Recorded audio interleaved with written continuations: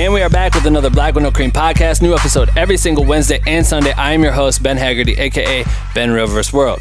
The episode that you're currently listening to right now is actually last week's episode. If you want to listen to this week's episode, it'll be available to our Patreon supporters. Not only can you get 1 week early access to each interview that we release, but you can also unlock a bunch of other dope-ass exclusive perks like discounted merch, giveaways, events, and so much more. But the most important part of it all is that you will be helping us build the best motherfucking educational platform and community for content creators that has ever existed. So open up your web browser and go to jointhehomies.com or patreon.com/blackwithnocream if you're trying to be a homie and support us. I appreciate you and love you forever. Today's guest is Israel Shoots, the personal photographer and videographer for the one and only Anderson Paak. To be honest, before this interview, I didn't really know very much about Israel. I had seen his work was crushing on Instagram, so it was dope to have him on and learn about his story, which, by the way, his story is fucking nuts. This dude has taken so many risks to get to where he is today. It was insane to hear about.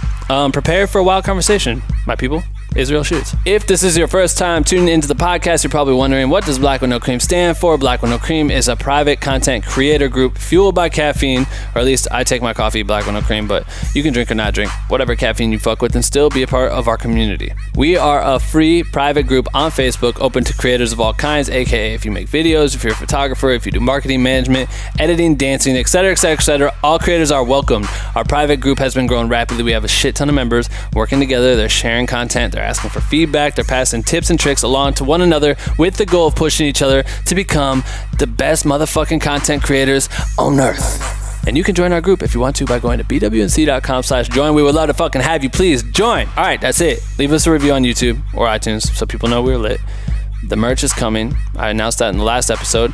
Sometime in February, we're dropping a fucking fleet of fire-ass merch. If you want to be the first to know about that and get automatic discounts plus get early access to this podcast, go contribute to the BWNC movement at jointhehomies.com. Showing us your support on Patreon means the world to me. Thank you to everyone that's pledged so far and anyone that's considering pledging. For real, thank you. Enjoy the work week. Keep creating. Make sure to tune in every Wednesday and Sunday for a new Black with No Cream episode. And without further ado, I bring to you my interview with Israel in the most epic podcast intro ever created right motherfucking now.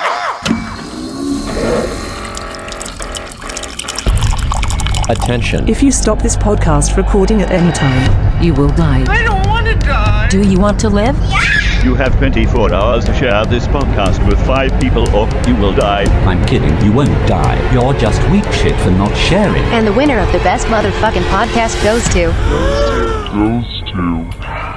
Black with No Cream. What do you think? It's so fucking dumb and so fucking Ben Haggerty. I knew you would say that. And we are back with another fucking podcast.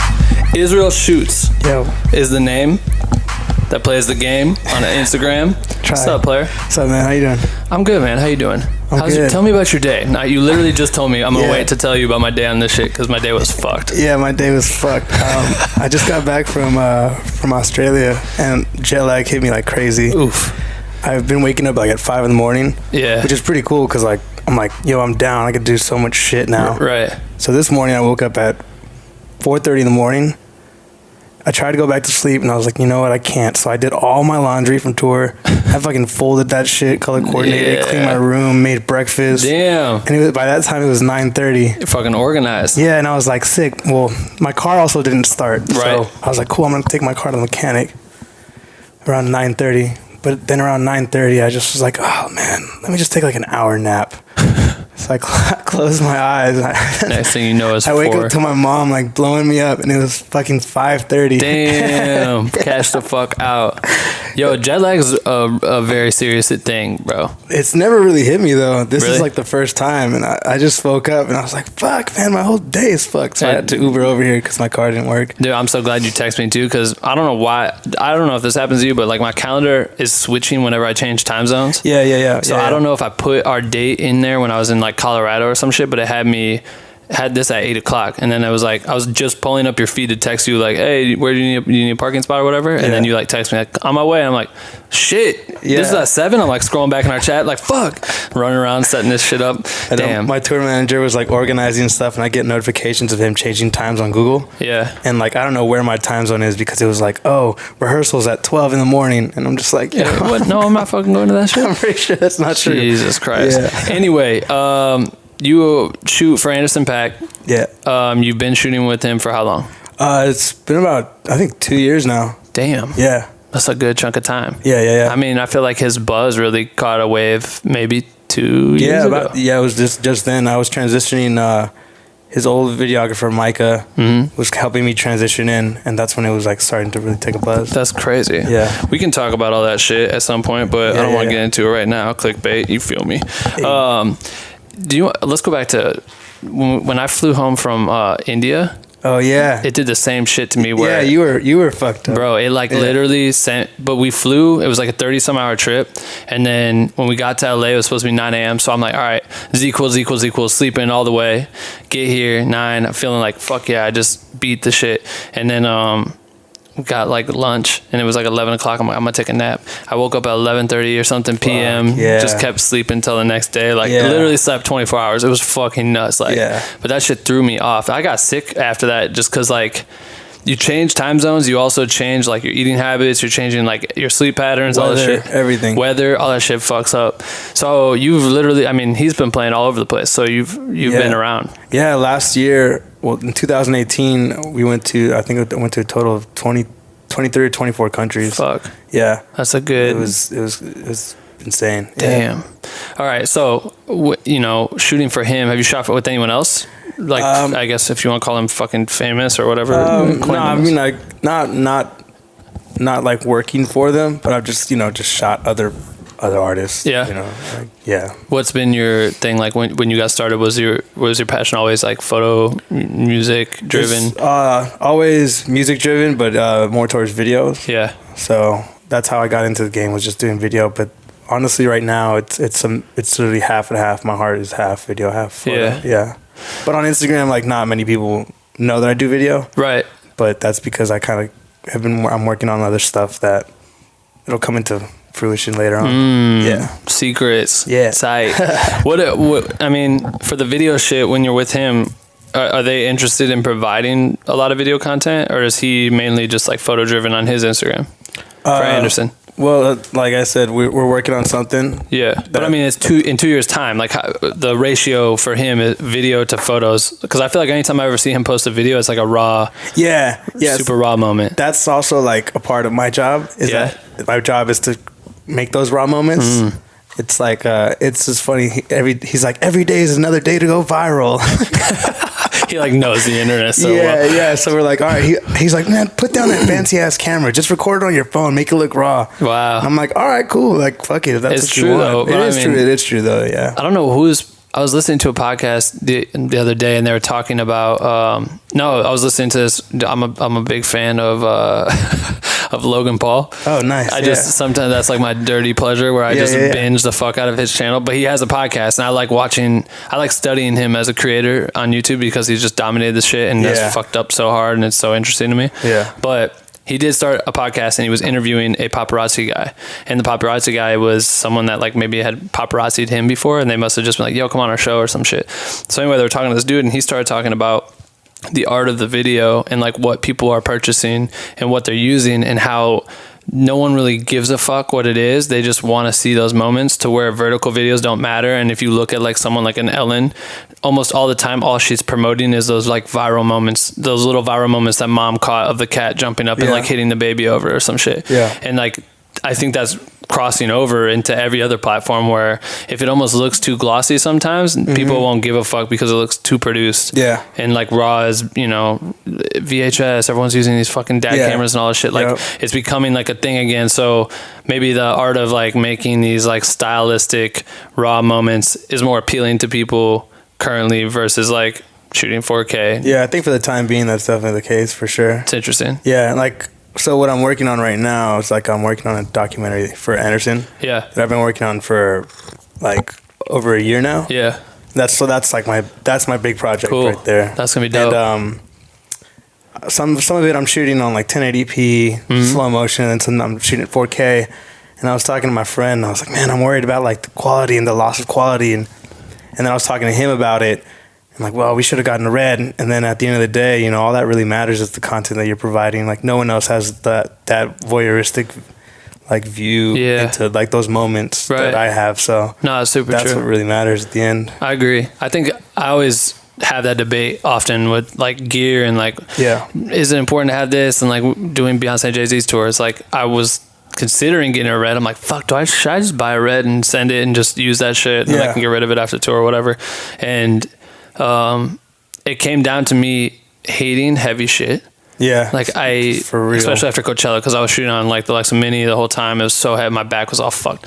But that, I'm thinking, I don't like like when it comes to docu-style shooting, like light is great. You know what I mean? Being able to get up and shoot is fucking fantastic. Yeah. Every experience I've ever had, whether it's like documentary formats or whatever, like BTS, it's like being able to just fucking swing your camera up and shoot, and the red operator is sitting over here fucking switching out a battery and it's powering up and the fans got to turn on and do all this shit. It's like you just missed the fucking cry from whoever, or you just missed this moment or the hug, or you know, you never know when someone's gonna like. How often are you in backstage moments when Kendrick walks in or whoever walks into Always, man. And you're like, oh shit, and pull your camera out. Anderson will just whip his head and look at me like, did you get that? Yeah. And there's been times where I haven't, man. It's like I fucking see his fangs come out and he's like, motherfucker. Yeah, he's like, god damn it.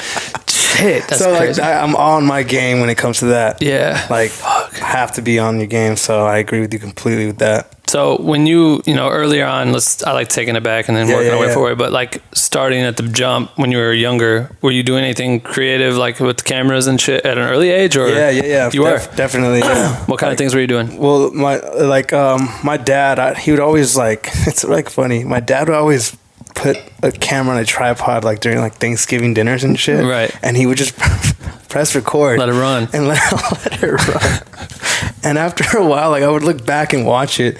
First, I was fascinated at the fact that I thought it was like time traveling. Right. Like when I was like a little kid. Yeah. And as I grew older, I was like, what's the point of this, Dad? Like you're literally why do you have we're this? Just eating. Yeah. Like, it just looks disgusting. He's like just trying to cop some moments, like some fire moments between. And he doesn't use them for anything, which is, I kind of like, I think it's fucking hilarious. Yeah, it is funny. So I became obsessed with like cameras and just playing with his cameras. So when I was like 11 or 12, I asked for a camera. And they bought me one of those little handheld ones, and on the inside it had like the sound effects and shit. Oh, right. Damn, I forgot about that shit. So me and my best friend Daniel, who also shoots, we would literally after school would just link up, and we would just put on like wigs, and I'd film him being like a reporter on the streets and like running up to like people, and then like my little cousins. Anytime my little cousins would come over, I would make sets in my living room and have them like reenact movies and shit. Mm-hmm. And I learned how to edit in camera. Like I would shoot one scene, and be like, all right, next scene is this. So I learned really early on. You had to. There was like no real way to do post production. I didn't know what post was. You know, like I was just looking back on it, and it was fun. And that's how I first got interested in. What was like some of your inspiration besides like your dad supplying you with the camera? Was there anything else that you or were you music videos you were watching? Yeah. How old are you? I'm 29. 29? Yeah. And you're from San Francisco. Okay, where? So you're a Cali kid. Yeah. Damn. Yeah, I feel like music videos to me too were like very similar. Like you just watch these artists or whatever. I always like wanted to be the artist, or when we start shooting, you just like are reenacting like how they're dancing and shit. Exactly. Just stupid as fuck. But so when you got, I mean, that's such an early age to ask for a camera, which is cool. Like, I feel like my dad had one and I would try to fuck with it, but it was never like, it was just kind of like playing with it, you know, like everyone had it. You wanted to pick it up at the family holiday and just like shoot to or whatever. And I was obsessed. Yeah. That's all I cared about. So then what, you know, did you start transitioning, like making serious projects with your friends, or like putting together pieces like as you got into junior high and high school? Like to me, Jackass was an inspiration. Yeah. You know what I mean? Yeah, so totally, for as sure. a skateboarder, snowboarder. Yeah, we used to do that kind of shit with my cousins, like jumping off stuff and like, oh, of course, Jackass. Yeah. You're like trying to make shit and just show it off. Like, when did it turn into an actual passion for you though? Like something that you would... I think I kind of like took like a small break when I was in high school. Mm-hmm. And then when I was becoming I went to an art school. And there was a media department. I was in the theater department. Right. But I kind of was like, I don't want to act. I want to like direct. And I want to be behind the camera. Right. So I tried to get into the media department. And the media director was like, you know what? Unfortunately, like you can't just jump in a new art your senior year, so we're gonna have to like kind of decline you. Damn. But he would let me like go into his classes and like just check it out, and then he gave me like a bunch of films that he was like, you know what? I think these are up your alley. You should really check them out. And I remember I checked one of them out. It was called Raising Victor Vargas, and it's like this really like super indie film that was filmed in the Lower East Side of New York, where all of the actors they just picked up from the street. Damn. And there was really no like epic plot. It's just literally like a coming of age story. Right. And I just fell in love, and I was like, holy shit! Like I want to make films just like this. Right. So then, when it came to going into university, that's when I studied cinema at San Francisco State. Oh, word. Yeah. Damn. And then that's when I started taking it seriously. That's crazy. I love that there was like a positive to the negative. You know what I mean? Like, for sure. At first I was gonna be like, man, fuck that shit. But then he's like, nah, come back in. And it's funny because like most of the kids that who graduated from that department aren't really doing anything that has to do with cinema or anything. That's crazy. Yeah. So what was like some of your challenges that you put yourself through in high school, even if even with theater? Like, were you still obviously kind of in theater, right? Because you already picked it and you were like pretty deep. So were you trying to learn anything from that side of it that you could kind of implement into your cinema life? For sure, directing. Yeah, you were focusing on that? Learning how like an actor's mind works definitely helps directing. Like even though I'm not really doing anything like narratively right now with my video, it's all in the back of my head, so I know how to work with actors like pretty well. What I guess my high school, I know we had a theater class. I was never a part of it. I don't think I was ever felt like invited to it or even thought it was a possibility. My friends were. I would go to that shit and it was fun, but like even our film classes were so shitty. Like we didn't really have anything. I think our journalism classes started like that turned into a thing after I left, but I didn't really have any access to that shit. So like what kind of workshops were they offering for you to learn how to direct, or were you just paying attention to like the director for the actual plays, like your teacher or whatever? Like, oh no, I was mainly paying attention to him. Yeah, but it was a very hands-on class. Do they have classes for directing? Yeah, that's so you had to be accepted into your art, right? And then it was from that point on you were stuck with those kids for 4 years. That's crazy. So like it wasn't just like an elective. You would do your studies from 9 to 12, then you'd have lunch, and then from 1 to 4 to 5, you would just be learning acting, like improv, like certain dancing, like Asia, like the Japanese dancing. Yeah. I don't know how what it's called. What the fuck that shit's called? But you know what it is. Yeah. And then like directing and then we like screenwriting and screenplays. Right. And so yeah, all that like played into effect and like that's so tight. Me wanting to get more into the movie making, I guess. Was there anybody that was in the theater class? Like, does anyone go from your school to like actually making it in like acting and shit? Yeah, fuck, I can't think of any names. There wasn't anything like big breakout, like, you know what I mean? Like, I don't feel like there's yeah, one kid made it onto Broadway. Oh shit, which was really really huge. Yeah, that's and then my other homie does like a lot of stuff in Asia. Yeah, and he's doing a lot of big plays and commercials and stuff. That's fucking crazy, man. Because I just never knew that was like a reality, that if you like took that serious in high school, that could become something. Yeah, you know what I mean? Like, yeah. We were just always fucking around. It was the only thing that mattered. I was gonna skateboard every day until I was dead. Yeah. I was gonna ride my snowboard and shoot our homies, like making videos and jumping off snow mountains and into trees and shit. That was it. And now you're playing fucking big arenas in India. Like, yeah. I don't know how the fuck it happened, bro. But it's so surreal. So then, what, getting into college, you started attacking cinema. Yeah. And that you knew right away, like since high school, fuck it, I'm gonna do this shit. At that point, that's it. I had no plan B. Like, that's it. Right. Once I got to college, that's it. I studied abroad in Sydney, Australia. Nice. And I stayed there for 2 years. Oh shit. And I just took a bunch of classes, learned like a little bit of lighting and stuff like that. I'm not gonna lie though, I was in Australia, so my head was like, I was just taking advantage of that. Yeah.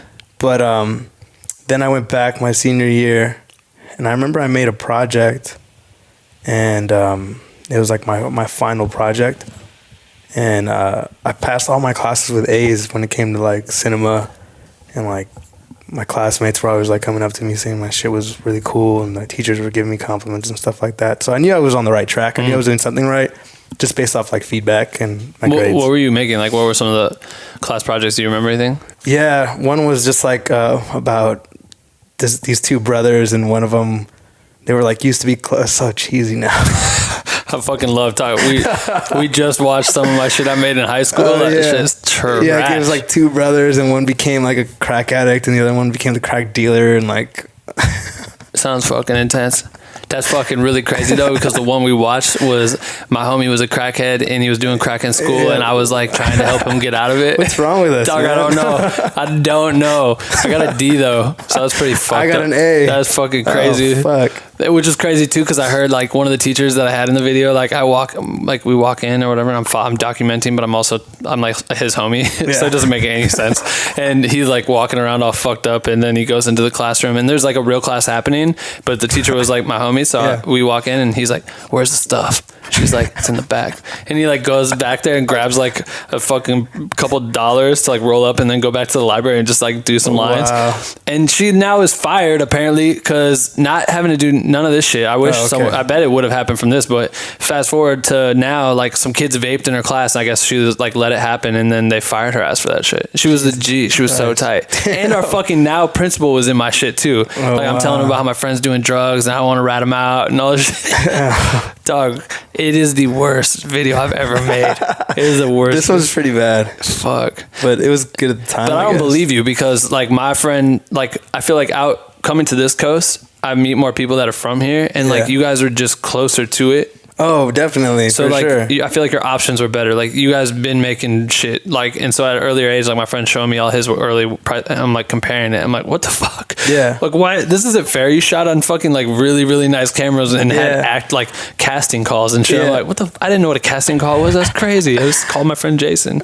One of my favorite projects. I made 2 on like Super 8mm, and those were like, man, that's like you're working with gold, so you can't fuck up. Right. And those 2 projects, they're still cheesy, but I actually like still enjoy watching them. One of them was I was playing the main character, and I was an immigrant, and the whole time it's just like a piano like going off, and my friend played the piano, and it was a voiceover, and I was writing a letter to my mom, and so the imagery was me just being like a janitor and like cleaning and working at the school, but and it was like the letter was saying to my mom that everything was great. I got a great job. Basically lying. Yeah, right. I made it. Yeah, and I was like, oh, I have so many friends, and then you see like me eating by myself. It's on Super 8, so it looks really cool. Yeah, it looks tight. Yeah, and that was like super dramatic.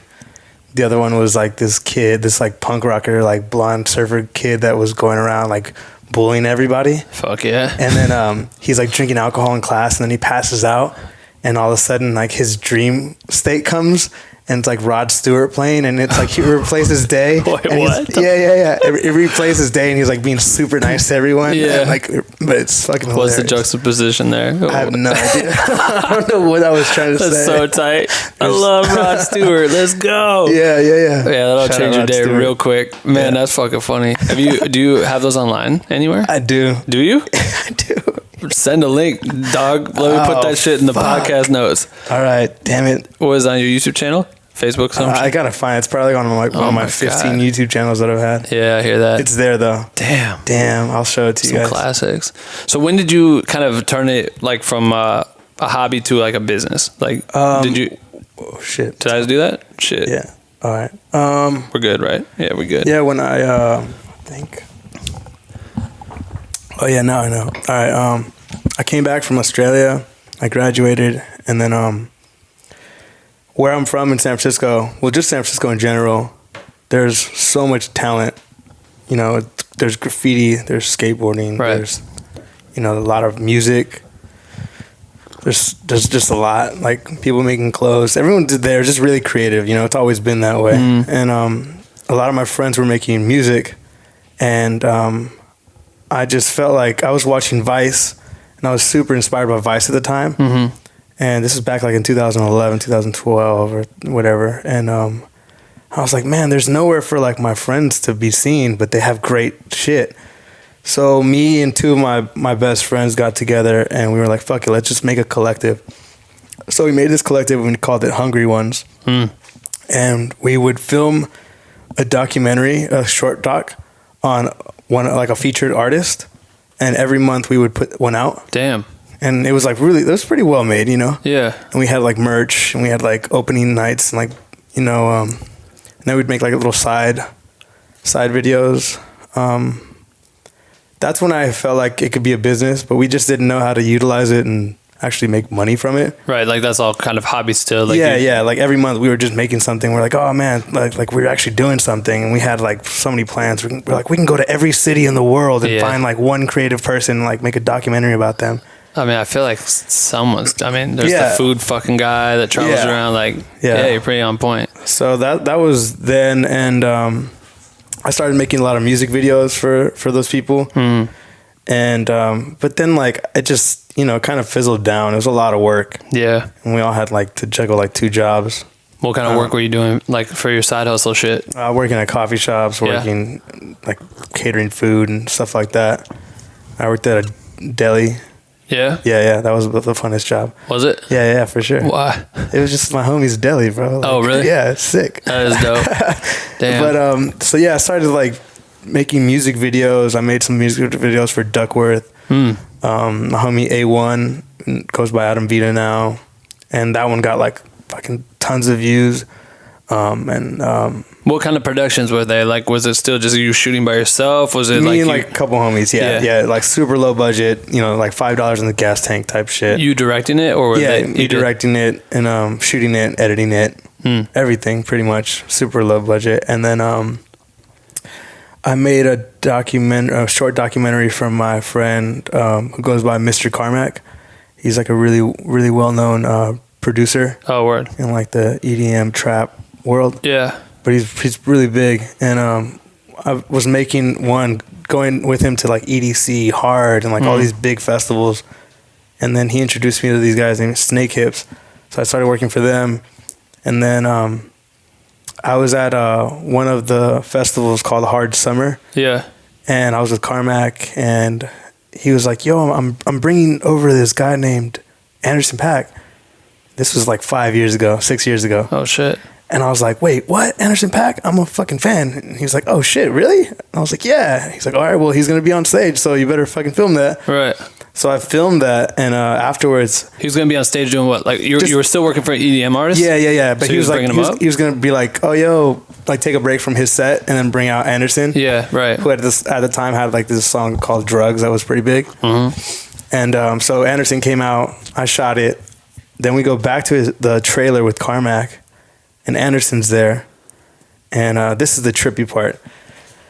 So go back like 2 weeks prior, and I had just been introduced to Anderson Paak's like voice through a Toki Monster song that he had, and he was like featured on it. That's like how you heard him. Yeah, and I heard him, right. And I was on the bus, dude, and at home, and I heard this, and I just started going on my notes on my iPhone, and I just wrote like this like really choppy video treatment because the ideas were just like flooding.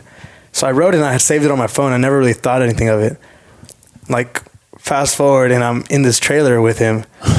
I love that shit. Yeah, so I love crazy. that shit. And I was just like, yo, I'm actually a fan. And at the time, he was kind of like new, and he's like, what? Yeah. So I showed him this treatment, and he read it, and he just looked up at me like, what the fuck? You wrote this for me? And I was like, yeah, man. Like, yeah. Yeah. And he's like, fuck, we just shot a video for it. But here's my email. Like, here's like my tracks. Like, listen to them and like see if you can come up with anything else. Was this unreleased shit? Or no, it was released. It was on Venice. Word. Which is his first album. And then, so then I sent him a bunch of treatments, but nothing ever really worked out. Right. And it's kind of funny because he was like, yo, you know what, man? Like, I'm sorry. Like, I just can't afford you. Like, I can't pay you to make these, like, ideas come to life. Right. But just keep checking back up on me, man. He's like, I'm working on something right now. So I was like, all right, cool. That's cool. And this is where were you at this time? This was like years ago, man. In LA? No, I was still had not moved to LA. Right. But you were like at EDC or one of those types of festivals where he was at. This is where this all happened. Yeah. So then I started working for like Snake Hips and stuff like that. In the meantime, I'm just like kind of doing like little projects. I was still working like 2-3 jobs. Right. But I had kept contact with Anderson, and then I would always see him like, You know, like he would go to like Kehlani's party, and like I knew Kehlani just for being in the Bay. Yeah. And then we'd always shake hands and like always just dap each other up and say hi. Right. But I would still go up to him and be like, "Yo, man, if you need a video guy, like I'm that guy. Don't forget about that treatment I showed you. Exactly. You already did, fucker." Shit. Exactly. So then he'd always be like, "Yeah, sure, buddy, whatever." But we were on good terms, and were you ever showing him any of your work? No. So he just to do with an idea, no like hard knock behind it. Yeah, exactly. Fair enough. And damn, I don't know. Like I think that just kept on going on for a while. Did you ever work with Kehlani? I've shot her a couple of times. Yeah. Like for like her shows and stuff like that. Yeah, but you know, DCAM would like bring me on and like let me shoot a couple shots and stuff. That's crazy. And then who's DCAM? David Camarena. Is that her manager? No. David Ali is her manager. David Camarena is like one of her shooters. Oh, Ali is. I'm trying to remember because do you know who Kembe is? Kembe X? No. You heard his name? No, He's from Chicago. I was with him because we lived together, and then and he was fucking with like TD and shit. And then we went to like, damn, what's that place? It's like kind of bomb, but it's got like Lemonade. Have you ever been to Lemonade? That little like healthy food spot? Yeah. We would go there, and we were there, and she was there, and so we all sat down or whatever, and he like pumped me up to her manager or something, and he's like, "Oh, give me your number, man." Yeah. And then it just goes to my ass, and I was like, "Fuck." Fuck you mean, bro? Ali. Fuck, bro. Maybe not. I don't know. I'd have to check. I hope it. Hopefully that motherfucker got fired. All right. Look at me now. No, that's crazy. Who else would you work with in like the area over there? Cheesy. Yeah. Damn. Yeah, I worked with Duckworth a lot. Just video, no photos. Photo really. And video. You were doing photo. Yeah. Right. Yeah. And were you trying to share all this shit like was social like a game that you were trying to play at this time? Like you were trying to have like a presence with your content at the time? Yeah, easily. That was like when Instagram was like starting to pop off. And then so I was working at this deli. And I was still just I was barely trying to get my Instagram, like just because I knew that was like a venue. I knew that was like the wave at the time. Like sometimes you're posting like show photos. The other day you're posting like fire ass sandwiches. Yeah, like kind of like that. I didn't really get it at the time. You know? I know. I went back and I deleted everything. Yeah. So if you go back now, it's like it's all just looks kind of clean. Yeah. But, I just like there were so many like opportunities that I had, and I was just like always trying to just get my foot in the door. And I was shooting a lot with Aaron Kai at the time. I was working at this deli, and then like Aaron Kai, the artist. Yeah, that's crazy. That's a good ass homie of mine. That's tight because his homie Kai was on. We had him on here like a couple episodes ago. Yeah. So Aaron Kai is a really, really good homie of mine, and he put me on to an opportunity because I was shooting for him. Mm-hmm. And we started shooting this documentary. It never came out. It looks really cool though, but it's like we still haven't finished it. Right. I don't know if it'll ever come out, but that'd be dope. Yeah, but I have the footage. So yeah, that'd be cool. Then is he out of the Bay? No, he's from Hawaii. He is from Hawaii. Yeah. I never met him. But then like he lived in the Bay. That's where I met him. Actually, I think I did meet him. For sure met him because so at the end of Chris Brown's doc, we like reveal this. Like Chris, throughout the film, Chris is like painting a picture. Oh yeah. And then at the end, it's Kai, both of their worst. But I thought they were brothers, so I didn't realize that they weren't brothers until like this shit came out or whatever. Yeah. But I forgot he was there because my Kai wasn't there that day or whatever. Like they were finishing it there or whatever. Those dudes are fucking talented as shit. Oh yeah. Damn. Yeah. So then, the hundreds, like they were looking for a new video guy, and I knew that Aaron Kai and the hundreds were close, so I chose like my project to turn in was the Aaron Kai one that I had made. Tight. And they liked it a lot, and then Aaron Kai like kind of put in a good word for me. Yeah. So I got that job. Doing like in-house content or what? Yeah, what was in-house content, like editing their content, but also shooting. At the time, they were like trying to have like a YouTube channel presence where it wasn't just focused on clothes; it was more like on culture. Right. So you make a lot of videos. Yeah, so I moved, like I had a 2 weeks notice. I got the job and I was like, holy shit, all right, I'm moving to LA? Yeah, fuck. Right. Like, okay. Yeah, I gotta go. I just packed my bags and I just just fucking moved to LA. Damn, that's crazy. Just drove here, and then I slept at Carmack's house. That same guy that introduced me to Anderson. Yeah. He let me sleep on his floor for a while, for a good couple of like months, and I was working at the Hundreds, and that didn't work out. They fired me. Damn, really? How come? What happened? Spill the fucking tea. I don't know, man. They just weren't fucking with my vision. Damn, really? Yeah, they just like, and also they were like, I think they realized that, like, how are we gonna make any money off of this? Oh, for like YouTube. Like having an in-house guy, like if we do need videos, maybe we should just like hire someone out Per project. Yeah, or per project, right. which makes more sense. But I did some really great work with them, but it just didn't work out. Damn. Yeah, that's crazy. You moved down from the top of the state to the bottom, and just like, how long were you there for? You think? Like 2 months. Oh, okay. Yeah. Damn. Got your ass. My last day was hilarious because one of my best friends had just gotten fired. Like. From there too? No, like, cause his job. Yeah. Like maybe like I think like a couple hours prior. Wow. I called him and I was like, "Bro, I'm fired." And he was like, "Man, don't play like that. That's not cool, dog." And I was like walking out the box. I was like, "Nah, bro, I'm like, fired." I'm for real fired, man. I'm for real fired. Yeah, let's go have a drink, man. Shit. Fuck. So I was jobless and homeless for a good like couple months. Fuck. And I was just sucked, bro. Like I remember I was eating like turkey burgers every day for like a week, and like it was just disgusting. And Survive. yeah, just surviving. Were you staying at the dude's house, or were you Yeah. like bouncing around from now? No, I was staying at the dude's house, and then I started getting a lot of work with All Dev Digital. They were hooking me up fat, and yeah, I was just doing that. And that was like my first 6 months here in LA. And I remember on New Year's Eve, I went back to San Francisco to celebrate New Year's Eve, and Anderson Paak had a show. Of course he did. On New Year's Eve at 1015 Folsom, which is like one of the big venues. And I hadn't really been talking to him at the time. Right.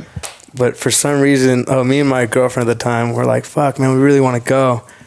And I was like, "Fuck, I don't have his number anymore." So I Snapchatted him a video of me like, "Yo, man, like, if it's cool with you, me and my girl want to go. I can shoot it for you. If it's cool with you." Like super like cheesy, like animated. Don't forget me. Yeah. And then all I saw was that he saw it. Son I of was a like, bitch. "Fuck, like we're not cool anymore. Damn it." Yeah.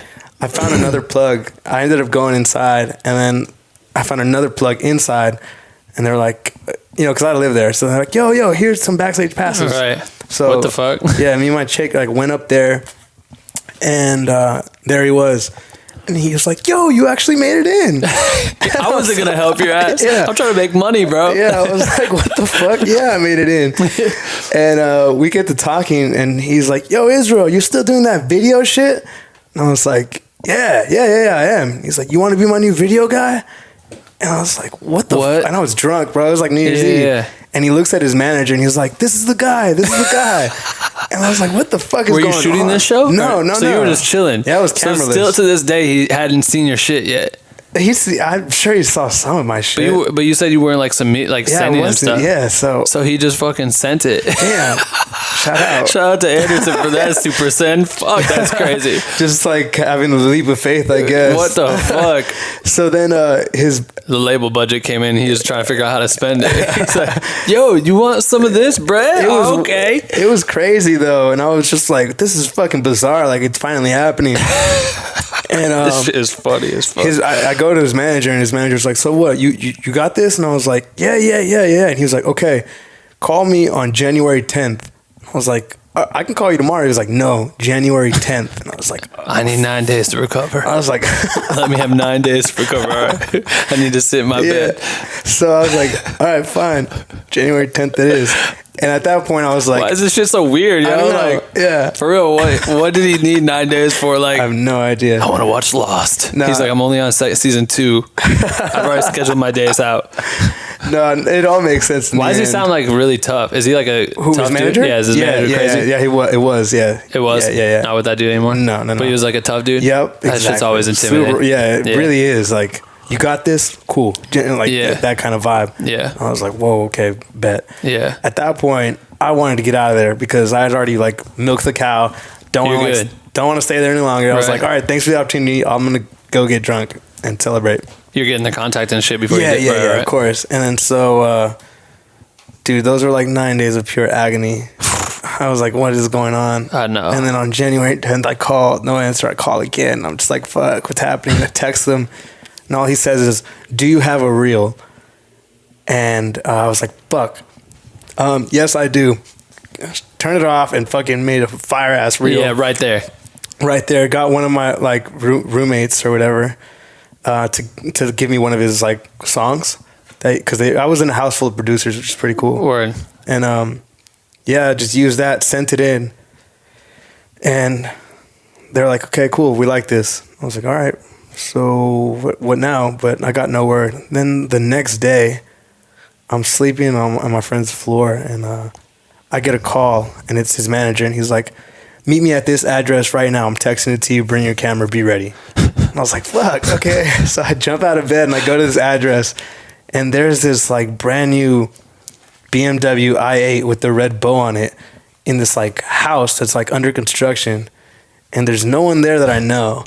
And then this lady comes out, and I'm just like, I have like my ring. Yo, this shit's so stupid. I hate like this. I hate those awkward moments where you have to like can you just someone meet me here? Like you told me, don't make me walk up to the door. Don't make me fucking walk up to this lady's door. Like when stuff like that happens so much in our industry where like people are just like, just show up. They don't realize like we need a little bit of guidance. Yeah, like, please, fuck. You go to the house every day. I do not. You know what I mean? Like, please tell me where the front door is. That's just how the game is. Like you have to just be ready to do that kind of shit and like just go. Yeah, just go inside. Yeah, it's weird. Yeah. So anyway, you're holding your like what, a Ronin and shit? No, not even. Or what were you saying? A ghetto ass like shoulder rig. Oh, okay, word. And I had like 5D. Yeah. And this lady comes out and she's like, okay, yo, you're the video guy. Cool. Anderson's gonna be here in 20 minutes. And I'm like, okay, what am I doing? Yeah, please tell me. She's like, oh, okay. So Anderson's getting surprised.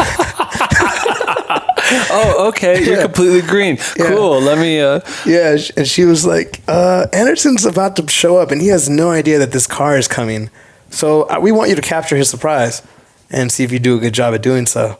And I was like, sick. So within those 20 minutes, at first I was just sitting there, like, you know, like just like kind of like, okay, waiting for him.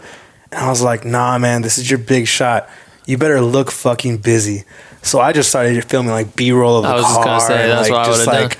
The house, just getting this fucking nonstop, just shooting. But what's the house? Didn't you say it was a rundown house or like a construction? Yeah. So basically, the whole ordeal was that he had just gotten off escrow from this house that he was going to turn into his studio and his office space. So it was like two surprises at once. Wow. The house being his, and then the car being his. Fuck. So I filmed it. Is the car like a gift from the label or something? I don't know if it was a gift or if he bought it and he just like didn't know it was coming in that day. Or they just like rented it just to plant it there to see if you were good enough at capturing reaction. He still drives that shit. That's tight. Yeah.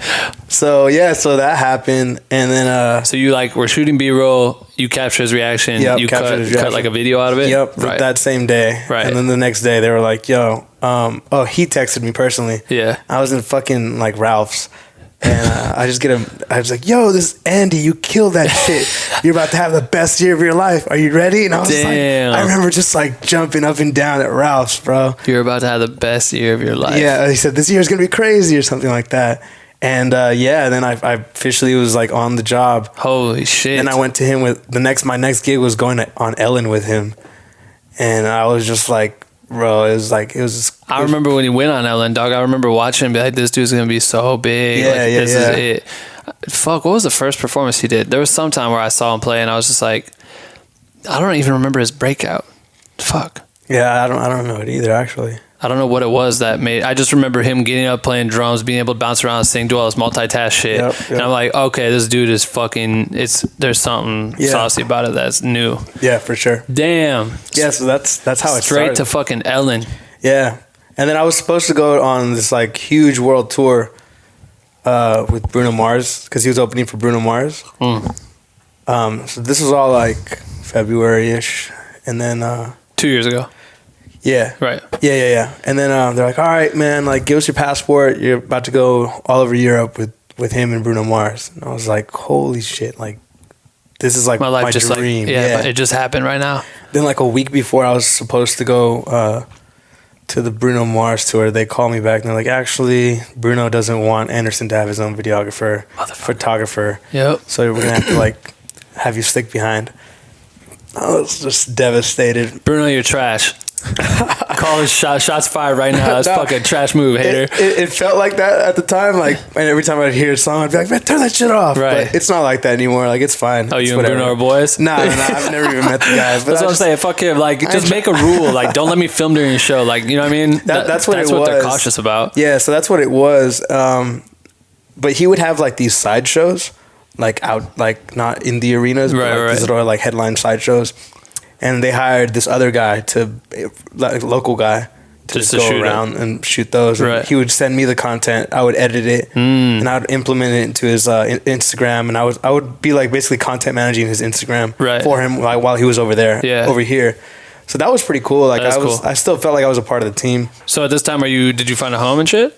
Yeah, I was like living. I was subletting a bunch of spots. Right. But you were finally making some money for yourself that you could like afford a place and just to get by and while you're trying to figure out what the fuck's happening. And but my like main source of income was still going with All Dev Digital. They were still giving me a lot of gigs. What kind of work were you doing with them? Just like just video content for their channels. They have a bunch of different stuff. Yeah. So yeah, and then Anderson hit me up while he was on tour, and he's like, "Yo, man, honestly, like when I get back, you're gonna be my video guy. Like I got you." So I was like, all right, cool. And then, he came back and brought me on the J. Cole tour. And then ever since then, it's just been like solid, just working for him. That's crazy. Yeah. It's whirlwind, bro. That's so random, though. Yeah. Like, that seems like such a weird, like, move. Or they're just like you just happen. Hey man, me and my girl would love to come to the show tonight. Deaded you, and then you show up. And he's like, "Oh wow, you want to be my video guy? That's talent. You got in the show without me. You must know how to work. Tight. You want a job? Yo, fuck, that's crazy, yo. That's crazy, man. Damn. So you did Ellen. He goes on the tour. You hadn't shot anything like right after Ellen. There was nothing else really. Yeah, there was. Were they rehearsing and shit? Oh, the Grammys. I didn't go into the Grammys with him, but like, they make that shit that impossible. That was another one of those fucking instances. I got hit up by his manager. Meet outside this hotel. Grammy day. Boom. Be ready. I show up and and what's that mean? Suit? Yeah, I just showed up with my camera, bro, and and then I'm calling everyone. No one's picking up, man. And it's been like 2 hours, and I'm just waiting outside this hotel, and I'm like, okay, what the fuck is going on? Then all of a sudden, I just see Anderson walking out, dressed super fly, like decked out in Raf Simons. And I'm like, yo, AP. And he's like, yo, get in the car right now. And I'm like, oh my God, okay. So I get in the car. And his manager's right there. He's like, oh, hey, what's up, Israel? How you doing? You made it. And I was like, yeah, bro. dude, dog, is your phone fucking broken, homie? What the fuck? Yeah. And then he's like, so Israel, you're going to record him right now from the car ride up into the red carpet. And then you got to go. So I was like, all right. Whatever, like, what for? No direction, but I just was like, yo, how do you feel about being on the Grammys? And just interviewing. Yeah, and I just made that, and then I got some clips from the Grammys and from his interviews, and like made a little Instagram video. Nice. Just always just trying to keep busy. Really. Yeah, and keep serving them social content and shit. That sounds like the wave. Yeah. Damn. That's a fucking impressive start, man.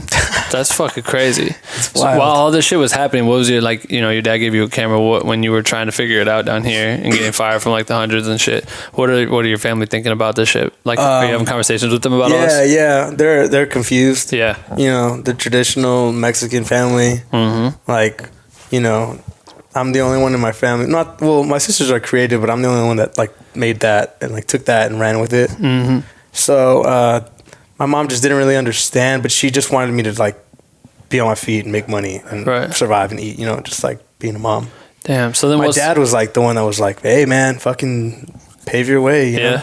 So yeah. Is it just you and your sister? I have three sisters and then an older brother. Goddamn. Yeah. Fuck. To this day, my mom, like, I'll send her like little video clips or like I'll show her like a cut of the documentary that I'm making, or I'll show her photos. And she's just like, I don't understand, like, why people go to concerts. She's like, I don't know. It's just been happening for years and years. I just don't understand. Like, she's just like, I don't get it. Like, why are people crying? Why are people like chill out? Like, But has she come to a show yet? No, I'm taking her to my dad. I'm taking my mom and my dad to their first show in February when we make a stop in San Francisco. Good. Damn. Yeah. You haven't played home yet since you've been working with them? Damn. No. Yeah, I feel like if you did, they would have been there. Yeah. I don't think I have, man. Dog, there's no better feeling than... We played like Oakland and shit, but that's like a music festival, and I don't want to take my parents to a music festival. That's a pain in the ass. No, they'd freak out. Yeah. That's like the best feeling in the world, though, is being able to like show when you get that moment. Because like I was like hoping on our tour that it would be able to happen, and I was able to get like my family was like all spread out, but my brother came to like the Chicago show, my sister came to Minnesota, my parents were in Nashville, which was funny because the show was like way smaller because it's like all country people and shit. So it was kind of a smaller show. But my parents got to like, I brought them up on the stage. I got to see like backstage and shit before the show. I showed them underneath like what it looked like and shit. They were like, what the fuck? My mom was like throughout the tour, I kept doing the stupid break your wrist shit. Oh yeah. And my mom showed up with a break your wrist shirt. Like that shit was so legendary. And so she's like out in the middle of the fucking VIP, like breaking her wrist at the dancers, and the dancers all met her earlier, so they're like, yeah, like oh shit. And then Faith Hill was there. Oh wow. And my mom tripped. Like she just creepishly went behind her and just like was like kind of filming little things of Faith Hill's hair and shit. I was like, what the fucking weirdo. She'll listen to this shit too, I know. That's hilarious. Yeah. But that's the best feeling because it makes it make sense for them. Like it makes it like tangible, real, and like they could also like they're probably gonna focus on me running around. They'll love that. Like just how crazy I run around. Like I'm a fucking just all over the place. What kind of gear do you, I mean, you said you have your Canon. What kind of gear have you been using since you started working with them? Like, were you guys upgrading gear right away, or? No, like I was just using my Canon at first, then I got a Sony 5D Mark III? Yeah, 5D Mark III, then I got a Sony A7S II. Mm-hmm. Then I just started like bumping up my lenses a bit. Then I got a little stabilizer. Which one did you get? The Xyrocrane thing? Yeah, one of those. I want to switch it so bad. I've always wanted to try it. I've never tried it. It's all right. I just want to get the Ronin one instead. And yeah, I used that. And then I just started using a 360 cam this last tour. Which one? Pretty wild. The Insta 360. I just met with them the other day. I'm like, fucking all about it. That's just dope. I just put up a clip on my Instagram story. Oh, you did? I didn't want to put it on my feed yet because I want him to post. Oh, it's of him? It's of him, yeah. But it's sick, man. Like, I'm having fun with it. It's just, I'm trying to learn it. I don't like the way the colors look. Yeah. A little oversaturated. It looks a little weird and contrasty. I only saw, like, we had a meeting because the dude that is doing their content now, he used to work at DJI. So, like, he hooked me up with the Osmo before it came out a long time ago. Yeah. And we just touched base, and he was showing it to me, like, what the fuck, the 1X or whatever the new little guy is. That shit is so small. Yeah, like you could do so much dope shit with it. The one that looks like a little like Nokia. It's like even I think it must be newer. Yeah, it's like a fucking little G Pen type looking thing. Oh wait, what? Like it's just like a rectangular looking. I think I might have that one. It's a 360. We're just plugging them hard. But give me that sponsor, bro. Yeah, for real. But yeah, I shoot at night because it's fucking night shows. That one? Yeah, I got that one. Yeah. That one's sick. Yeah, with the fucking invisible stick. It's so small. Yeah. And they just made this like fucking, like, you remember those things in like pools, those pool toys where it was like a rocket and when you go underwater you could throw it? Yeah. They made one for this shit. I know, I want one. It's so fucking tight. Because Anderson jumps a lot, so I wanted to throw one right under. That would be hard. But I had him crowd surf and I gave him the stick. Yeah. It was just like holding it. It's fucking tight. But it's a little too shaky, so there's like a few things I gotta like tweak out and learn. Yeah. Okay, so you start, he comes back, you guys start working together.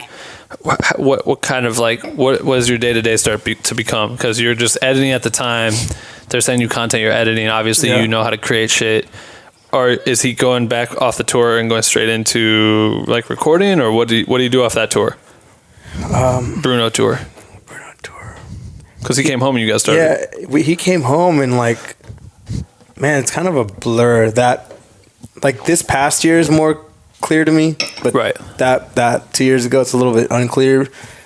He would just do like certain things, like certain gigs, and I would just always have to be there, just filming it and creating content for social media and getting pictures and stuff like that. So you were like kind of, did they like book you full time, or how were they like? How were you working out your deal with them? Not really having one yet. Not really having one yet. And then I went on tour with him with J. Cole, and that's when like they were like, okay, we're gonna give you like a certain amount for this certain time. And that was just me following him around, just creating content, getting a lot of photos.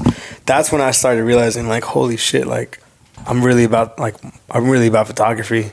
Like, capturing all these concert moments is cool, but capturing him, like, getting that first handshake with J. Cole and, like, that frozen frame is just so beautiful. Yeah.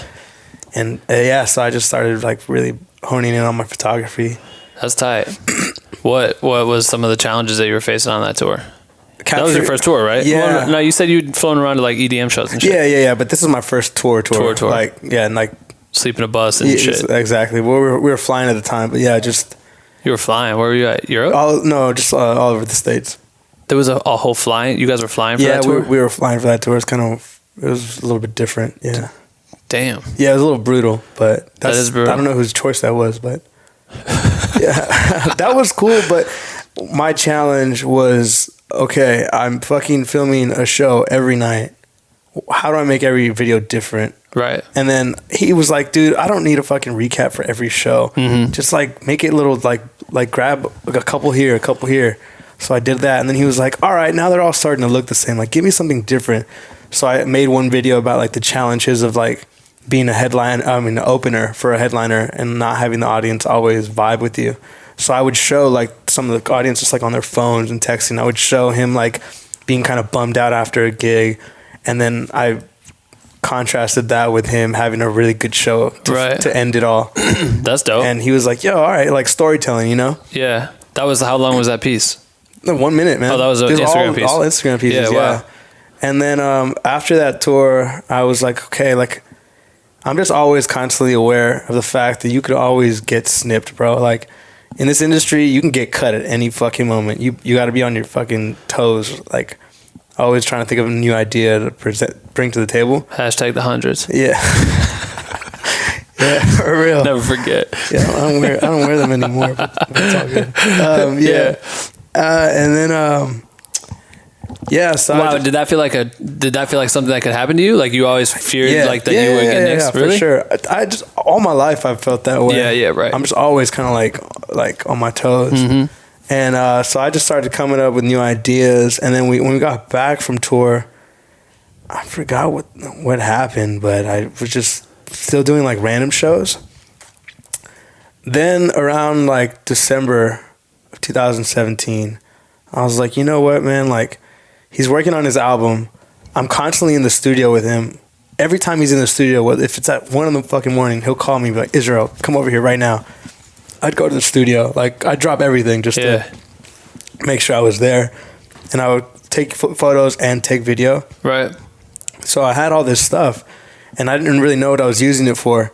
And then when 2018 came at the start of the year, I had a meeting with his management and him. And I was like, look, why don't you guys allow me to make a documentary about the process of him making this album and it coming out and him touring with it and like everything that comes with an album. And they're like, okay, cool, you got it. So that's what I've been doing since then. So everything he does, I just follow him around. Right. Whether it's press week, like a commercial, I'm always there just like capturing. And did you kind of draft up a treatment about it, or was it just like, let's literally follow this and figure out what the story is? I drafted up a treatment, but things change, especially when you're doing documentary style work. Mm-hmm. Everything kind of just and it's also my first time. Right. So like if I were to do this again, there's definitely a new approach I would take, a little bit more organized. Right.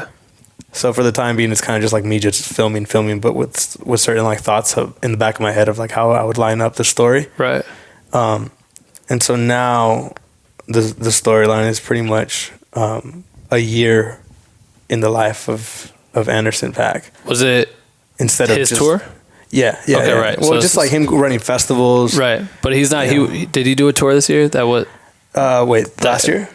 Yeah, right. Now we're in 2019. No. So like the project didn't come out until November. Right. So he didn't. So that whole year was just recording. He was just him recording, going to festivals, coming back, going to Europe and then coming back, right. Going to fucking Australia and then coming back, and then going to India and coming back, like going to Asia. Just it's like a ping pong of him touring and then him recording, trying to get this thing done. So that's what it pretty much is like in the doc. That's fucking crazy. Yeah. So, do you have your conclusion yet? Like how are you planning on wrapping it up? So it starts at the outside. It kind of the storyline kind of changed from the process of the album to more just a year in the life of Anderson Paak's like most successful year, or like a look into the life of Anderson Paak's most successful year. That's gonna be dope. So it starts in the new year and it ends in the new year. Oh shit, that's dope. Yeah, so that would have been lit as fuck if it started in your new year when you ran into him. He's that like, would be crazy. That's how you should start it. Remake that shit. Be like, yo, you want to fucking come on tour? All right. A reenactment. That would be crazy. And then it just starts with you like it's like a vlog, like a YouTube thing, and you're just like, yesterday was the craziest day of my life. Yeah, and that would be sick. Damn. But yeah, it's crazy how it's always been New Year's where it's that's like fucking weird, bro.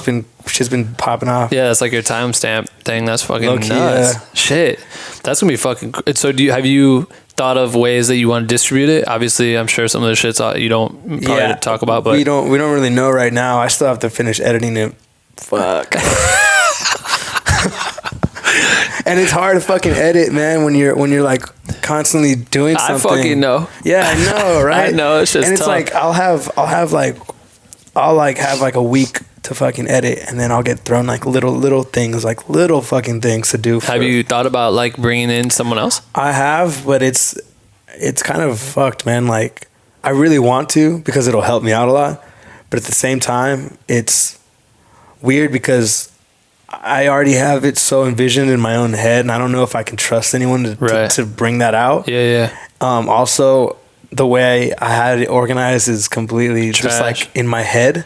Like it only works for me. Yeah. Like I tried it out. Like at first it was all good, but then I started just dumping folders. Oh god. So for me, it's like I kind of know where everything is. So trying to explain it to someone else would just be a shit show. Right. And then, he's also like, nah, I want you to do it yourself, which is cool because like he's really like.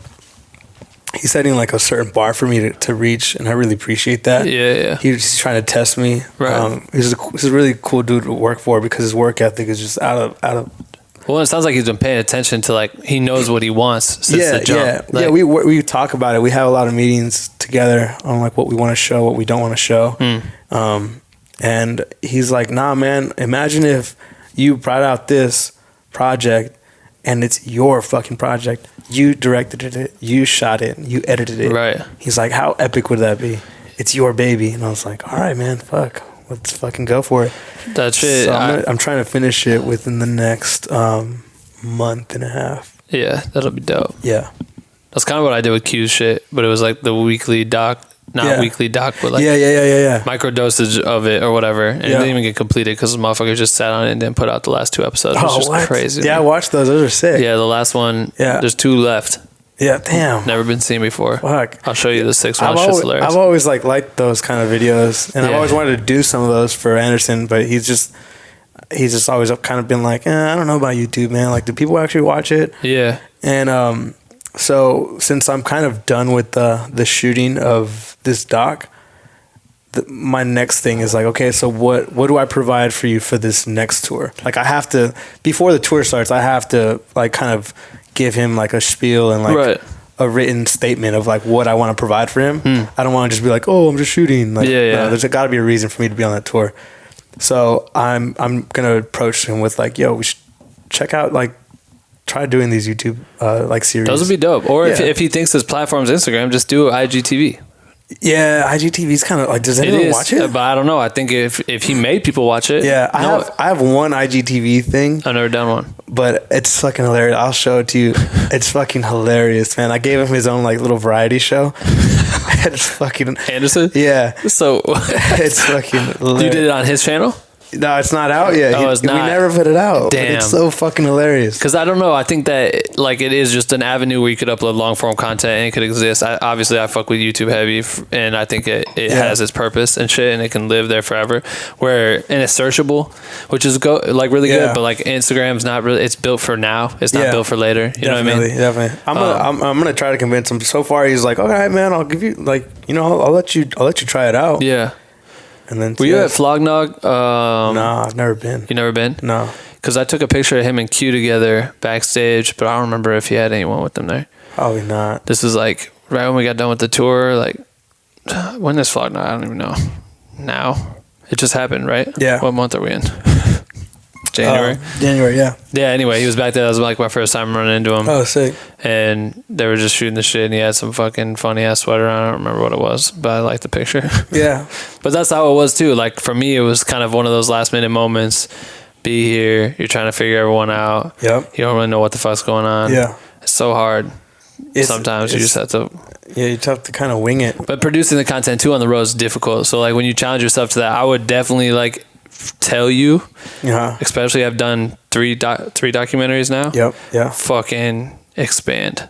Because if you can alleviate, like I know that you know your project and like the fear of giving something up, but that was like my biggest problem. Like I needed to do everything because I'm the only one that understands it, right? Yeah. I still do this to myself, and every time I do it and I'm like halfway through, I'm like, I just shot myself in the fucking foot. Why did I do this again? Yeah, damn. Why did I do this again? You know what I mean? Like, just, it's good to know everything, but I feel like if I can get to a place where, and that's why we're building like production companies and shit, it's like as we design Be a Human, which is like me and my homie Andrew who did Chris's doc, it's like, the idea is to like delegate and be able to conquer more. You know what I mean? If we could conquer more, like if you could conquer that doc, have the editing done in half the time, what else could you do with Anderson? Because now maybe you could have released like 2 music videos, or maybe you could have done some other shit. I'm writing a treatment tonight. Yeah. Tomorrow. Yeah. Because he's is that an avenue? Is that something you think you'll be able to do? Fuck yeah, man. Hell if yeah. I have a budget, of course, for sure. Now he's trusting you with like... He was like, dude, next up is like you shooting a video for me. That's dope. This was just like prayer hands. Like, yeah. Thank you. Well, shit. Let us know if you need production help. Yeah, Dog, we got that shit. Yeah, definitely. Done 1 million of them. Yeah. That's dope. That'll be good if he fucking parlays you into that. Yeah, because I've written a ton of treatments for him. Yeah. And he's liked them all, but it's just, sometimes it just doesn't work out. Yeah, and I think it's like earning... Dr. Dre has his hand in it, and he's like, who the fuck is this guy Israel Shoots? I don't know him. Yeah. Damn, that's crazy. I forgot about Dre, bro. I forgot about Dre. That's crazy. Yeah, shout is out he Dr. managing Dre. him? Or what's the deal with that? I don't know, man. Because I remember he signed his label. Were you there when TF? Do you know TF? No. He's on Tukey Knows with Schoolboy Q. No. He came in. I guess he was just telling me about this story because he has a song with Anderson and they recorded it and it was supposed to be on the album and didn't make the cut. Oh, okay. And so he was just showing me the song the other day or whatever. Super tight. But he said he just like pulled, like Anderson hit Q and told Q to tell TF to come through because he was listening to TF's music a bunch. Oh, nice. And he like came there and they were like, this shit's dope or whatever. And he said he was just like sitting there and they're like, do you need more time? And he's like, oh, I thought you guys just want to hear the song. He's like, I'm ready. And he just goes in, and that's how he did with Tukey Knows shit too. Yeah. He just came in and literally ripped the whole verse in like 2 takes or 1 take. Fucking crazy shit. And he's got this banger with Anderson. I'm like, I hope that shit comes out. Damn. It's fucking tight. Damn, I gotta hear it. Yeah. I don't know.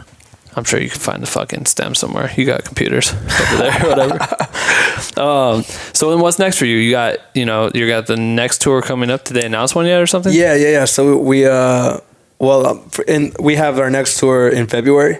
Okay. Our US tour. Nice. Sold out. There you go. Where was that? No, I said there you go. Yeah. And then from there we jump onto a Europe tour in March. And then from there we play Coachella in April. Oh, right. I saw that he was on there. Yeah. So the next 3 months are pretty much jam-packed. So it's like mid-January and we leave mid-February. So within that time, I want to just fucking just hide in my little cave and just edit this thing out. Right. And I'll probably get a couple editors to come and help out like with me. Yeah. But not like give them the project, but just like come through and like, give me their perspective and second pair of eyes. Exactly. And then I hear that. Hopefully like I'll finish that. My timeline is to finish that by the time that we leave and hand it over to sound and colors and have them just take it over and then I'm excited to see this shit. We're gonna shop it around this month. I got the first 15 minutes done. Yeah. So that's kind of giving you an idea of how it's gonna look like. So I'm gonna give it to the label and have them shop it around and see what we can do with that. Yeah. People will fucking jump on that shit. Yeah, that dude's a gold mine, bro. Yeah, man. Like I was just, it's just at the end of the day, like I said before, it's just a voyeuristic view into an artist's life that like no one really gets to see. Right. So at the end of the day, it's pretty fucking sick. Yeah, that's dope. No matter what, What's your 5-year plan? Music videos and short films. Yeah. Yeah. I'd say films and dream big, but I'm gonna keep it light because I know how this shit works, man. Like it's just tough. It takes a long time. It's a long process. A long time. Yeah. But music videos for sure, and hopefully a short film, man. I got some thoughts up my sleeve. So nice. Yeah, that'd be dope. 10-year plan, man. Production company. Fuck yeah. Or making movies. I don't fucking know. Right. Just send Maybe it. I'll be working at Starbucks. I don't fucking know. Deli.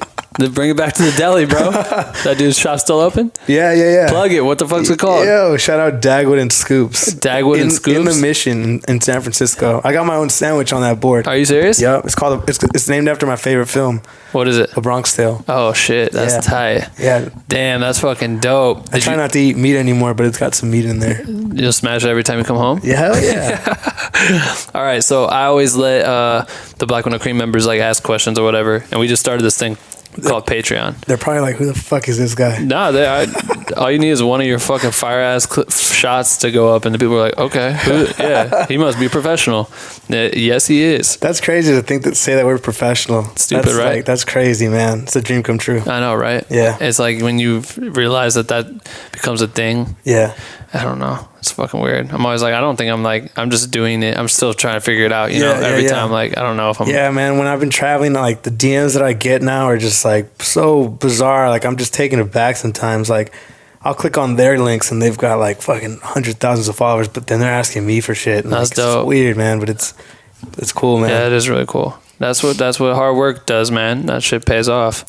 All right, so we have this Patreon page where we like let people, they're like basically supporting our shit. Like, so it's a way that hopefully we can get out of my goddamn kitchen and these cameras can start working full time. It's a nice kitchen though. Thanks, though. I appreciate that. But I would love some sound treated light room. You know what I mean? Like I want this spot to look cool. I want like a neon sign. Padded walls. Yeah, padded walls and like some colors. This shit make it pop. This shit looks so trash. A neon sign would be lit. Oh yeah. Get some, I don't know what else I want to do. I think a couple C100s or something just so like a little sharper. Yeah. Pay people to do shit like my interns. Shout out to Nico's, fucking Justin and Dave's been helping me. Like, dude, there's so much shit I want to do. Anyway, Patreon, that was like our idea. So like we let people listen to like this interview a week early, and then cool. Everyone else they have to wait. You know what I mean? So anyway, I let them ask questions too.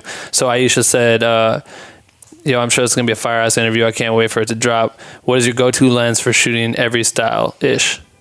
Fuck. Oh man. Lately, I don't know. I just like the 16 to 35. Yeah? Yeah. It's fucking tight on the A7S. Yeah. You use it on that or on a Canon? Yeah, on both. Yeah. On both, yeah. So are you using Metabones when you shoot? Yeah, oh, okay. Exactly, fucking hate that, bro. I hate it too. I hate that shit. I wish I had like my Sony kit and my Canon kit. Yeah. I'm on stage, bro. I'm just like fumbling around. Fucking literally the worst shit. Yeah. Dog, whenever you get ready to upgrade it, do it. Like, just by having... like just getting rid of the Canon, because I was doing the same thing. I had the 5D when I did Q's Tour. I had my 5D Mark III, A7S II, same fucking scenario. I'm like hooking up the Ronin, then I'm taking it off the Ronin, and then I'm doing all this shit. It's like fucking nightmare. Yeah, because like all right, cool. Like I have it set up for the 28mm prime on the Sony with the Metabones on the fucking stabilizer, get my fire shot, but then oh my god, there's about to be pyros, so I gotta like take it off and put the 16 to 35, take it off the fucking crane. Just dropping your lens, fucking the worst. Getting dust and shit in there, and then you realize it after the show, and you see like there's some shit that's always on his face. Yeah, it's like fuck, dude. I be hustling, man. Me too. I be fucking hustling, man. There's no other way to do it. I talked to like Nathan Groff, you know. Yeah. I talked to him the other day, and I was like, man. How are you able to get those like two fucking angles? One from the wide, from the end of like the back of the crowd, front of the house, and on the stage. Do you have another shooter? And he's like, hell no, I don't have another shooter. I'm just running around, like stitching it. And I'm like, all right, cool. That's what I thought. Me too. You can kind of plan it out though. Like you can. Yeah. Like on our tour, I knew that there would be like two slow songs. That B and J would both play two slow songs, and so if I could shoot all the fire shit right before that, and then I would haul to the top of these stadiums. Yep. And it would take me, dude, before I realized that there was fucking handicap elevators. Oh, wow. I was doing stairs like a motherfucker and just I'm still doing stairs. It was insane. And then you get up to the top, get some shots during like Paris or something. You just see like it'll fire from far away, wide shot, and then haul ass back to the thing. Yeah, shit's exhausting. It is. It feels good though. It's so fun. I feel like I'm a fucking ninja. I feel like I'm fucking and doing workout shit where I can like live longer because of it. I'm like, yeah. Let's see who else asked questions. This is some Black Window Cream people. Sebastian says, "There any possibility Oh, wait. No, someone already answered this question for Trying to him. ask for tickets and shit. No, he was like asking for like a question about European photographers or something. Someone linked him to it. One of Nice. Denzel Curry's guy. Fernando says, how's being on set in the Bubbling music video? Were you there for that? Yeah. He says, also, how did they come up with that idea? Best video 2018 so far. The pool full of dollar bills, y'all. Yeah. That set was crazy, man. Shout out Calmatic. He's been working with Anderson for a while, shooting his videos. They have just such a great relationship. Like, their ideas just flow so well with each other. Nice. I just told Anderson, I was like, bro, you got to work with this guy forever. Yeah. But yeah, that video was sick, man. I show up to this like Astro Burger, and there's just like 15 strippers. And Anderson's just in a fucking fur coat. He's like, yo, what up, Iz? Just like, yeah. He's like, just start shooting, bro. And I was like, all right, Just cool. start So I was just shooting BTS Yeah. for that. And it was just fucking hilarious. Just like a bunch of people were just walking down the street like pedestrians, and they'd look inside this Astro Burger and just see like girls shaking asses and like fucking money just guns. flying. Yeah, that's so dope. It was fun. Mia Rochelle says, what are some unique challenges that comes up working with a musician as popular as Paak? And then she followed it with said, and does he have a photo assistant? Because she's looking like she did the emoji like this. Some of the challenges, definitely like he's a growing artist. So with the growing artist, the challenges have been just, at first it was just it was more on the chill side. I was just following him around, taking pictures. Oh, this picture's cool. Oh, let's get this video content. To like, okay, we're doing a press run week where every day we got to be up at 6 a.m. and like shoot this, like Right. upload this, like just being on top of your shit. Yeah. While shit is piling on, just being on top of it, but also coming up with like new ideas and maintaining that relationship with your artist, I think is the most crucial part. Well, it sounds cool. It sounds like he's very like conceptual to like his image and has an idea. Like he sounds like he's actually being your boss. You know what I mean? Like a real good boss. Like yeah. giving you leads on ideas and telling you what he doesn't want, which is fucking For sure. sometimes people leave you in the dark. Yeah. He definitely is my boss for sure. Like he's definitely got his, I don't know, he's hands on. Yeah, sure, yeah. That's dope. Sometimes he's hands on. He chokes. He's literally choking. Dude, it's New Year's Eve. Wake He told up. me to be honest on this podcast. He was like, "No, just give him." He did? Yeah, he's like, "Give it to him straight up, bro." Yo, so that means he's listening to this. We would love to have you on the podcast too. You know what I've been thinking would be dope? Because like, I mean, a shit ton of my guests end up being like photographers, videographers that tour with artists, right? Like that's who I'm friends with first. But I think it could be dope to do a concept where it's like bringing on the artist and the photographer, That'd be hilarious. but to hear like why you fuck with this person or you know what I mean? Like the concept of like creating the art, like I wonder what his perspective of you is. You know what I mean? Yeah, that would be that. I wonder what that is. Like what if he just don't like you? Yeah.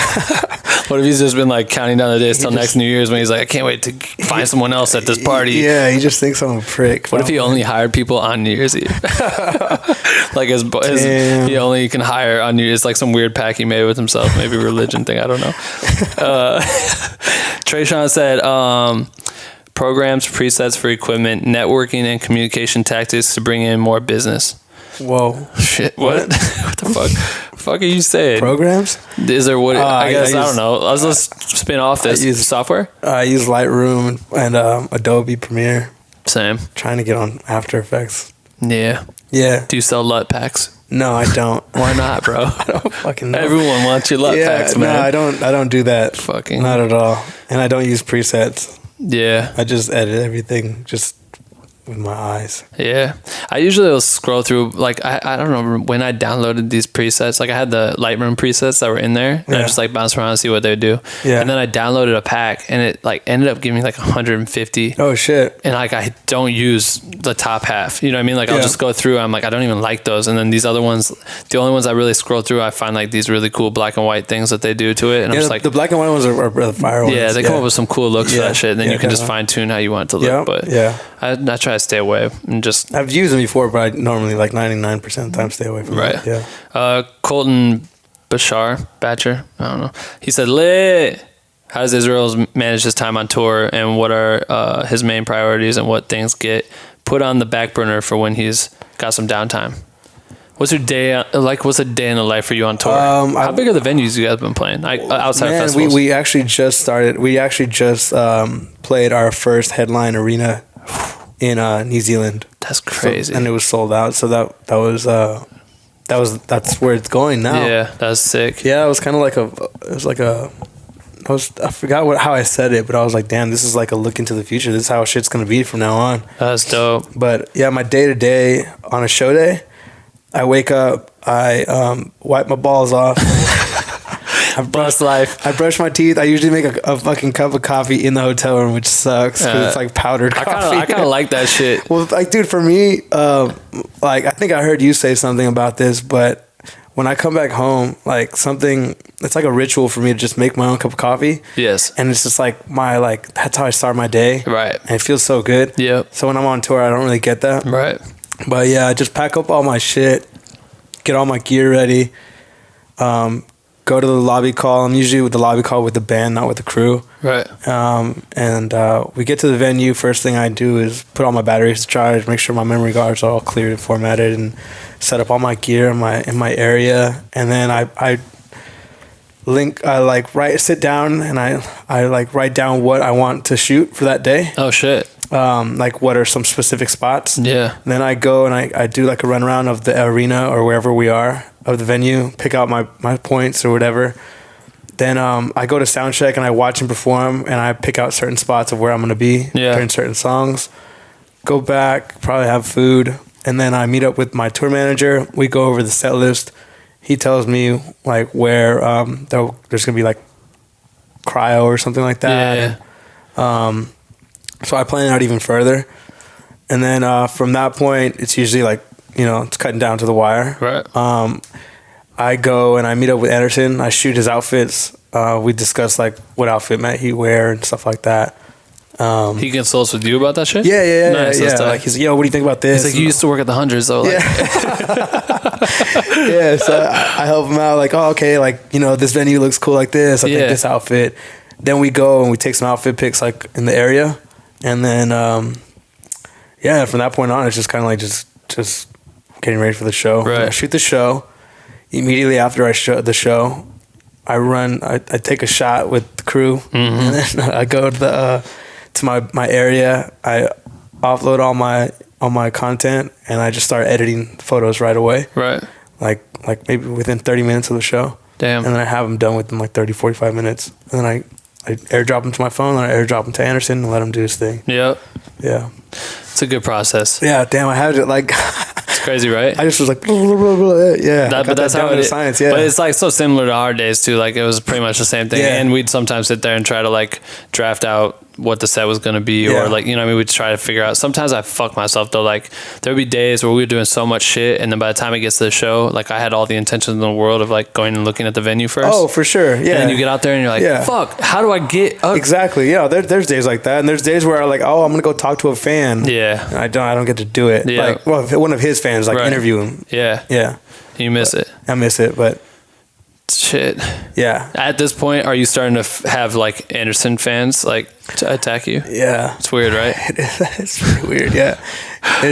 It's kind of weird. Yeah, that has been happening. It's fucking strange. I had some kid run up to me like, Israel! And I'm just like, whoa. That's crazy. Yeah, but it's cool. Me and Dave always talked about that on our tour, like, cause it's so weird admitting that. Like, it is weird. Like a cornball. No, because it's true though. Like they really respect the shit you do. Yeah. It makes sense. Like I get it, it makes sense, but we don't feel like it's necessary. Oh yeah. But it still happens. So you're just like, eh.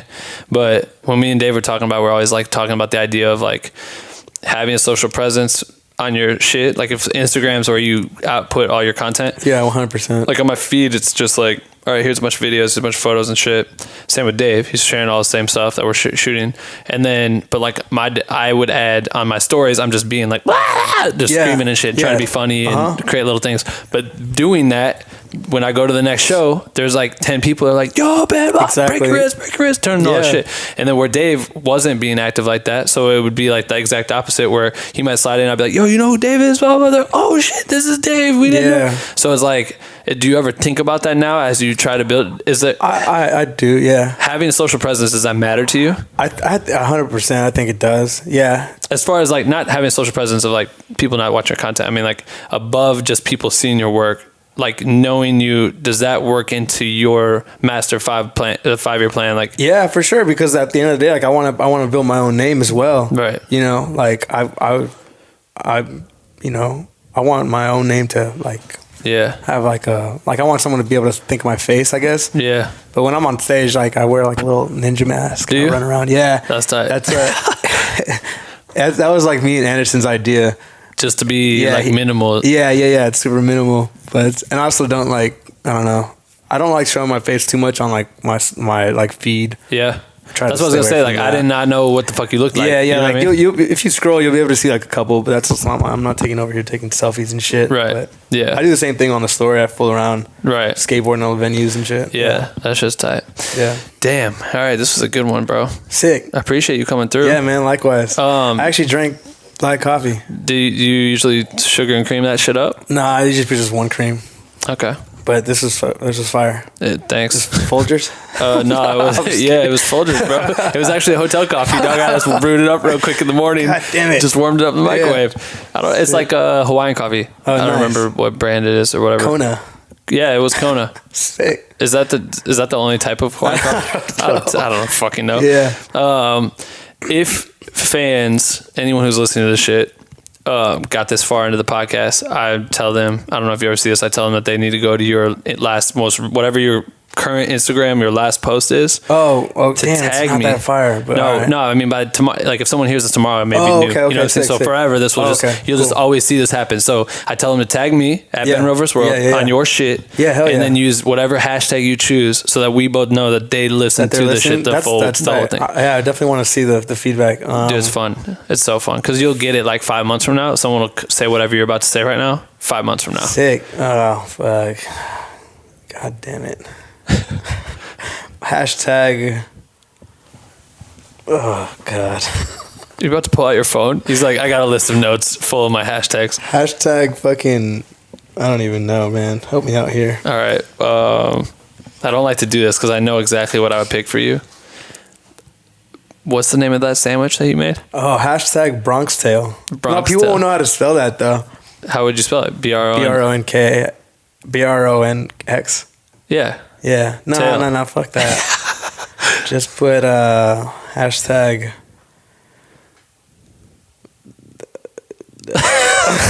By this point, like you almost had them, bro. But then they actually shut off the podcast right now because like, well, this guy's gonna take 10 minutes to figure out a fucking hashtag. Hashtag glass of water. Glass of water. Because you always need a glass of water when you're drinking your coffee. That's true. Yeah. That's nice. All right. Hashtag glass of water. If people want to find your work, what Israel Shoots on Instagram? Yeah, just Instagram. That's no website or anything? Not right now. Yeah. All right, cool. Well, fuck. How you want to end it? Yeah, that's it. That's it. Peace. All right. Ba-ba-ba-ba-ba. That's it for episode 54 with Israel Shoots. Thank you for tuning in and listening. Make sure to follow Israel on Instagram at Israel Shoots so you can keep up with whatever the fuck he's doing. You can also find his social links in the show notes, which is bwnc.com/podcast. If you watch the podcast on YouTube, drop a review in the comments. If you listen on iTunes, leave us a review so people know that we're tight. And if you're interested in joining the private group for creators, bwnc.com/join. Merch store coming soon. And I want to give a big shout out to all the homies who are supporting us on Patreon. The homies who have pledged our top tier levels, which are titled Oh Rich at $50 and Oh Rich at $100 a month. You guys are the motherfucking goats. Thank you for supporting this. Without you, we couldn't do this shit. So shout out to our OU Rich producers of the show, Aisha and Reed, and shout out to our OU Rich executive producers, Craig and Christopher. Y'all are lit. All right, that's it. New episode every single Wednesday and Sunday. See you next week, you